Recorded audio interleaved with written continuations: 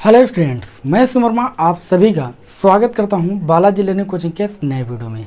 Students, आप सभी लोगों को क्लास 12 की फिजिक्स विषय के अंतर्गत आज की क्लास में हम आप लोगों को ये बताएंगे कि किरचॉफ के दोनों नियमों पर आधारित न्यूमेरिकल्स को कैसे सॉल्व करें। काफ़ी विद्यार्थियों का कमेंट रहता है कि सर किरचॉफ के नियमों पर आधारित जो न्यूमेरिकल होते हैं वो काफ़ी कठिन होते हैं, उनको हम सॉल्व नहीं कर पाते हैं। आप इस क्लास को अंत तक देखिएगा, मैं आप सभी से वादा करता हूं कि आप किरचॉफ के दोनों नियमों पर आधारित न्यूमेरिकल को सॉल्व कर पाएंगे। ये बहुत ही आप सभी लोगों के लिए ज़बरदस्त क्लास है और इस क्लास से आपके बोर्ड एग्जाम में 100% 3 से 5 नंबर कंफर्म हो सकते हैं, क्योंकि किरचॉफ के नियम पर आधारित न्यूमेरिकल आपके बोर्ड एग्जाम में हर बार पूछा जाता है। या तो ये पूछा जाएगा या तो ये पूछा जाएगा, एक न्यूमेरिकल जरूर आएगा। अब जो ये न्यूमेरिकल है किरचॉफ के प्रथम नियम पर आधारित है, जो ये न्यूमेरिकल है किरचॉफ के द्वितीय नियम पर आधारित। किरचॉफ के दो नियम है, आप सभी को पता है। पहला नियम क्या है? पहला नियम है संधि का नियम अथवा धारा का नियम। किरचॉफ के पहले नियम को हम संधि का नियम अथवा धारा का नियम कहते हैं। संधि अथवा धारा के नियम के अनुसार किसी वैद्युत परिपथ के किसी भी संधि पर मिलने वाली समस्त धाराओं का बीजगणितीय योग जो होता है शून्य होता है। या इसको हम ऐसे भी बोल सकते हैं कि किसी वैद्युत परिपथ के किसी संधि पर मिलने वाली धाराओं में जो आने वाली धाराओं का योगफल होता है वो जाने वाली धाराओं के योगफल के बराबर होता है। ये है आपका किरचॉफ का प्रथम नियम। जैसे मान लीजिए ये आपकी एक संधि पी, इस पर कोई धाराएं आ रही हैं जा रही हैं। जैसे ये जा रही है, ये आ रही है, ये आ रही है, ये जा रही है।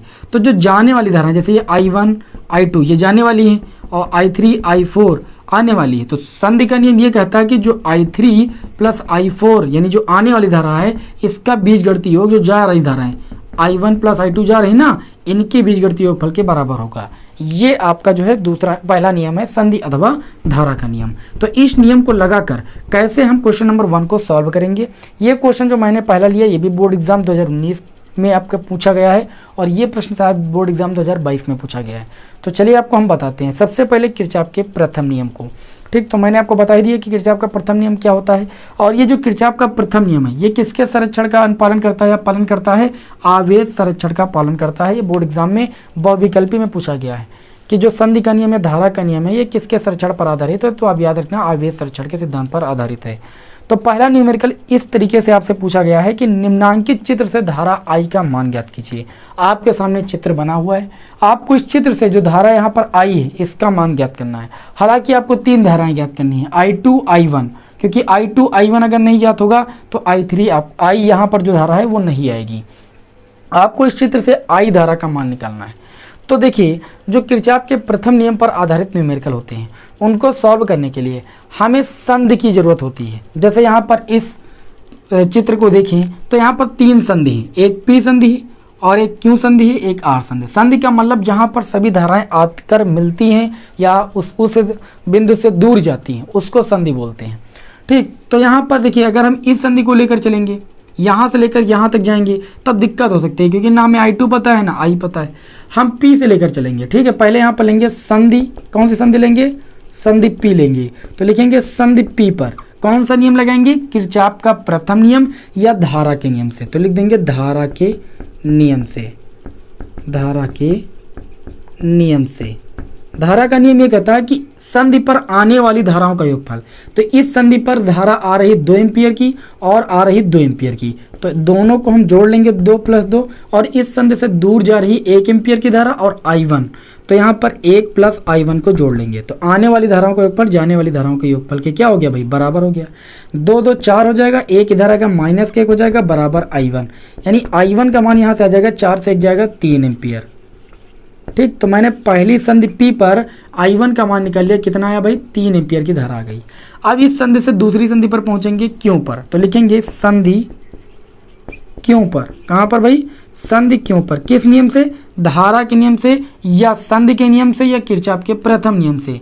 इस संधि पर आने वाली जो धारा है वो 3 एम्पियर की है और जाने वाली I2 है और जाने वाली 1 एम्पियर है। मतलब एक ही धारा आ रही है 3 एम्पियर की। तो 3 का जो मान हो जाएगा वो इसके जाने वाली धाराओं के योगफल के बराबर होगा। 1 + I2 के योगफल के बराबर होगा। 1 इधर लाएंगे तो ये आपका I2 बराबर हो जाएगा 3 - 1 यानी बराबर आपका 2 एम्पियर की आ जाएगी धारा। यानी जो I2 का मान आएगा, ये जो I2 है इसका मान आएगा 2 एम्पियर। अब आ जाएंगे इसी तरीके से संधि आर पर, तो यहाँ पर लिखेंगे संधि आर पर। कहाँ पर भाई? संधि आर पर। किस नियम से? किरचॉफ के प्रथम नियम से। इस संधि आर पर आने वाली जो धारा है वो I2 है, I2 का मान 2 है, प्लस और कौन सी धारा आ रही है? तो आने वाली धारा 1 एम्पियर की भी इसी संधि पर आ रही, तो आने वाली धाराओं का योगफल इस संधि से दूर जाने वाली धाराओं के योगफल के बराबर होता है। इस संधि से दूर जा रही है आपकी 1.2 एम्पियर की धारा, और जा रही है संधि से दूर I एम्पियर की धारा।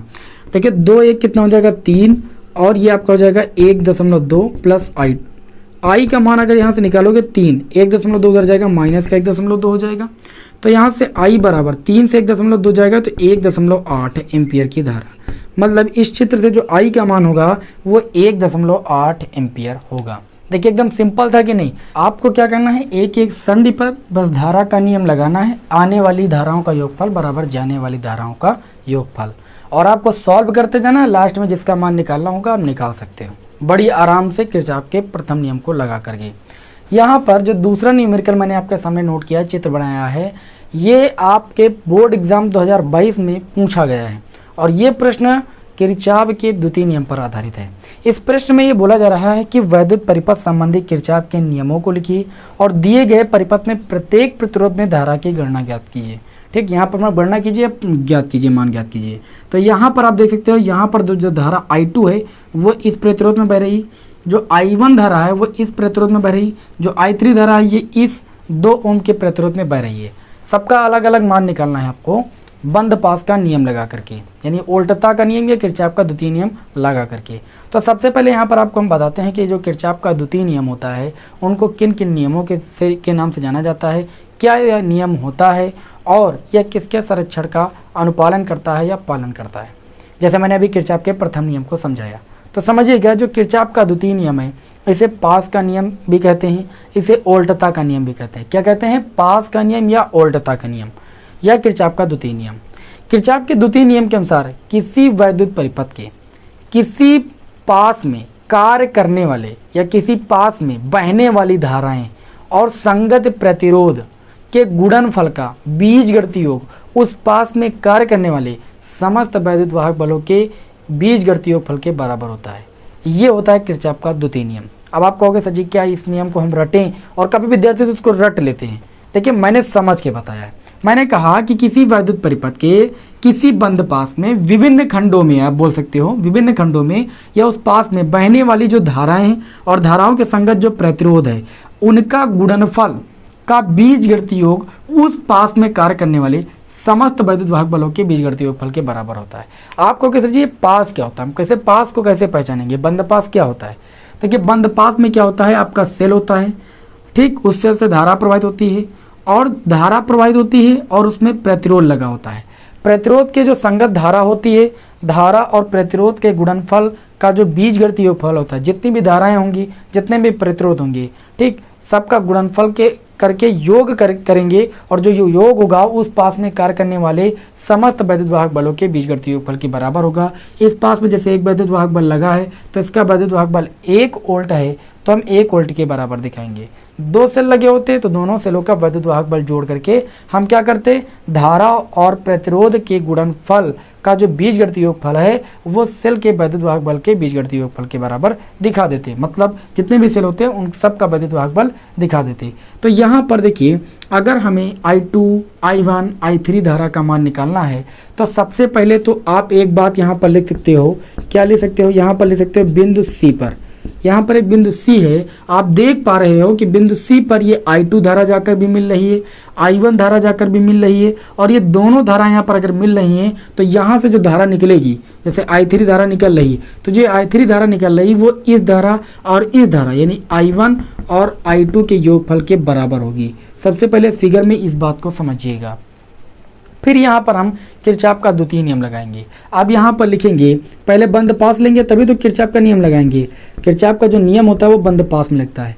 बंद पास आपको धारा की दिशा में लगाना है। जैसे यहाँ पर इधर की ओर धारा बह रही तो यहीं से आप बंद पास ले लीजिए, D, फिर CAD, DCAD, मतलब जहाँ से चलो वहीं पर फिर आ जाओ। में क्या लगाओगे? किरचॉफ का द्वितीय नियम। ठीक, तो द्वितीय नियम से, किरचॉफ के द्वितीय नियम से, द्वितीय नियम में भी मैंने बताया, क्या बताया कि जो बंद पास होगा उसमें बहने वाली धारा और संगत प्रतिरोध का गुणनफल। धारा I2 बह रही, I2 के जो संगत प्रतिरोध है वो 1 ओम का प्रतिरोध है, तो I2 धारा को हम 1 ओम के प्रतिरोध से गुणा कर देंगे, प्लस लगाएंगे, फिर इसी धारा की डायरेक्शन में चलेंगे। ये धारा मुड़ गई इधर की ओर, ये धारा हो गई I3 और इस I3 धारा के संगत प्रतिरोध कितना है 2 ओम का। ठीक, तो धारा और प्रतिरोध का जो गुणनफल का बीजगणितीय योग है, देखिए इसका मैंने योग ही तो किया, इसका योग इस पास में कार्य करने वाला जो वैद्युत वाहक बल है, देखिए वैद्युत वाहक बल कितना है 1 वोल्ट, इसके बराबर होगा। यही तो किरचॉफ का द्वितीय नियम है। तो यहाँ पर देखिए चूंकि I3 का जो मान है I1 प्लस I2 के योगफल के बराबर है, तो ये I2 एक कम I2 हो जाएगा, प्लस I3 के स्थान पर लिख सकते हैं हम I1 प्लस I2 और 2 है गुणे में बराबर 1, तो ये आपका हो जाएगा I2 बराबर प्लस, देखिए 2 का गुणा I1 से करोगे 2I1, 2 का गुणा I2 से करोगे 2I2 इक्वल टू आपका 1 हो जाएगा। ठीक है, 2I1 आपका वैसे लिखा रहेगा, लेकिन I2 और 2I2 जोड़ के आपका हो जाएगा 3I2 बराबर 1 हो जाएगा। इसको हम मान लेंगे समीकरण 1। पुनः हम क्या करेंगे, पुनः हम एक बंद पास लेंगे, लिखेंगे पुनः बंद पास या पास ले सकते हो, एक दूसरा बंद पास लेंगे। आप देख सकते हो धारा इस डायरेक्शन में बह रही है, तो हम बंद पास ले लेंगे A B C A, तो ले लेंगे पुनः बंद पास A B C A। अब आप ये नहीं करना कि A B C केवल ले लो, वो तो त्रिभुज हो जाएगा। बंद पास में जहां से चलते हैं वहां तक हम लिखते हैं, A से चले तो A B C फिर A लिखेंगे, तो ये बंद पास होता है। पुनः बंद पास A B C A ले लेंगे, तो इसमें जो वैद्युत वाहक बल है वो 2 वोल्ट का है, इसमें जो धारा I1 बह रही, इस धारा I1 के संगत जो प्रतिरोध है 1 ओम का है, प्लस लगाएंगे। फिर जो इसी बंद पास में जो ये धारा I3 आएगी, ये भी आएगी I3 और I3 जो संगत प्रतिरोध है वो 2 ओम का है, तो इसका गुणनफल करेंगे और बीजगणितीय योग इस पास में कार्य करने वाले समस्त वैद्युत वाहक बल, कितने वैद्युत वाहक बल है 2 वोल्ट, एक ही आपका सेले लगा है तो 2 वोल्ट के बराबर दिखा देंगे। ये हो जाएगा I1 एक कम I1 प्लस I3 के स्थान पर लिख सकते हैं I1 प्लस I2, समीकरण 1 से इंटू में 2 है इक्वल टू आपका हो जाएगा 2, तो I1 प्लस देखिए 2 का गुणा I1 से हो जाएगा 2I1, 2 का गुणा I2 से हो जाएगा 2I2 इक्वल टू 2 हो जाएगा। ये 2I1 आपका 3I1 प्लस का 2I2 इक्वल टू 2 हो जाएगा, समीकरण 2। यहाँ पर लिखेंगे समीकरण 1 व 2 से, आप समीकरण 1 व 2 को हल करोगे, 2 वेरिएबल हैं, एक I1 एक I2। कक्षा 10 में पढ़े हो 2 चरराशि वाले रैखिक समीकरण युग्मों को हल करना, विलोपन विधि, प्रतिस्थापन विधि, वज्रगुणनखंड विधि, ये सब आप लोगों ने विधियां पढ़ी। उन विधियों से क्या करते थे, जो 2 वेरिएबल समीकरण में उपस्थित होते थे उसमें से एक वेरिएबल का मान निकालते थे। तो यहाँ पर देखिए हम किसी एक वेरिएबल का जो है गुणांक बराबर करेंगे, वेरिएबल का मतलब I1 I2 में से किसी एक का गुणांक बराबर कर लेंगे। यहाँ 3I1 है, यहाँ पर 2I1 है, अगर इसको 3 से गुणा कर दे, इसको 2 से गुणा कर दे तो 6I1 हो जाएगा, फिर घटा देंगे, I1 खत्म हो जाएगा, I2 का मान आ जाएगा, I2 का मान आने पर किसी समीकरण में रख देंगे, तो हमें किसका मान मिल जाएगा, I2 का मान भी मिल जाएगा, I1 का मान भी मिल जाएगा। तो देखिए हम समीकरण 1 को लिखेंगे 3 से गुणा करके, तो 3 से गुणा करेंगे 3 दूनी कितना हो जाएगा भाई 6I1 हो जाएगा, और 3 से गुणा इसको करेंगे तो कितना हो जाएगा आपका 9I2 हो जाएगा बराबर, 3 से गुणा RHS में करेंगे 3 एकम 3 हो जाएगा। अब I2 को 2 से गुणा करेंगे तभी 6I1 बनेगा, तो 2 3 कितना हो जाएगा 6I1, 2 का गुणा 2 से करेंगे कितना हो जाएगा 4I2, 2 का गुणा 2 से करेंगे 2 दूनी कितना हो जाएगा 4। अब इन दोनों समीकरणों को घटाने पर घटा देंगे भाई, 6I1 से 6I1 आपका कैंसिल हो जाएगा। मैं यहाँ पर कैंसिल करके आपको बता रहा हूँ, लेकिन आपको कैंसिल नहीं करना है, ठीक है। अब एग्जाम में कैंसिल नहीं करना। आप बचपन में जब 3 से 3 को घटाते थे तो 0 लिखते थे, ना कि तो 3 से 3 को काटते तो थे नहीं, तो काटना नहीं आपको भाई, डायरेक्ट मैं समझा रहा हूँ आपको, आप समझिएगा। अब यहाँ पर देखिए 9I2 से आपका 4I2 जाएगा तो आपका 5I2 बच जाएगा, और 3 से 4 जाएगा तो माइनस का 1 बच जाएगा। कितना बचेगा माइनस का 1। तो यहाँ से जो मान निकलेगा, ध्यान दीजिएगा, यहाँ से जो I2 का मान आएगा वो आपका आ जाएगा -1/5। -1/5 को आप ले सकते हो -0.2 एम्पियर भाग करने पर। तो यहाँ से आपको I2 का मान मिला। किसका मान मिला भाई, I2 का मान मिला। I2 का मान कितना मिला 0.2 एम्पियर। अब I2 का मान मिला है तो किसी एक समीकरण में रख देंगे तो I1 का मान मिल जाएगा। लिखेंगे समीकरण 1 से, समीकरण 1 है आपके 2I1 प्लस, सॉरी मैंने 3 लिख दिया, 2I1 plus 3I2 equal to 1। I2 का मान रखेंगे तो 3 इंटू I2 का मान -1/5 है, तो प्लस माइनस का गुणा माइनस हो जाएगा 1/5 बराबर 1। 2I1 ये उधर जाएगा तो 1 और ये माइनस का उधर जाएगा प्लस का 3/5 हो जाएगा। 5 एकम 5 और 3 कितना हो जाएगा 8/5। 2 से 8 को काटेंगे 4 हो जाएगा। I1 का मान आ जाएगा 4/5। 4/5 का मतलब क्या है 0.8 एम्पियर की धारा, यानी जो I1 का मान होगा वो 0.8 एम्पियर होगा। हम क्या करेंगे, अब I1 और I2 का मान रख देंगे इस समीकरण में, क्योंकि हमें I1 I2 के योग से ही I3 का मान मिल रहा है। तो लिखेंगे तब I3 बराबर, I1 का मान आया है 0.8 एम्पियर और I1 का मान 0.8 एम्पियर और I2 का मान आया माइनस का 0.2 एम्पियर। ठीक, I3 बराबर 0.8 से 0.2 जाएगा, 0.6 एम्पियर की जो धारा आ जाएगी वो I3 में आ जाएगी। इस तरीके से आपको तीनों धाराओं का मान निकालना था। देखिए मैंने आप लोगों को यहाँ पर जो किरचॉफ के दोनों नियम थे, पहला नियम और द्वितीय नियम, दोनों नियमों पर आधारित न्यूमेरिकल को एक एक सॉल्व कराया है और इसके माध्यम से मैंने आपको किरचॉफ के नियमों पर आधारित न्यूमेरिकल को हल करने का कॉन्सेप्ट समझाया है कि कैसे आप हल करोगे, क्या होता है किरचॉफ का प्रथम नियम, क्या होता है किरचॉफ का द्वितीय नियम।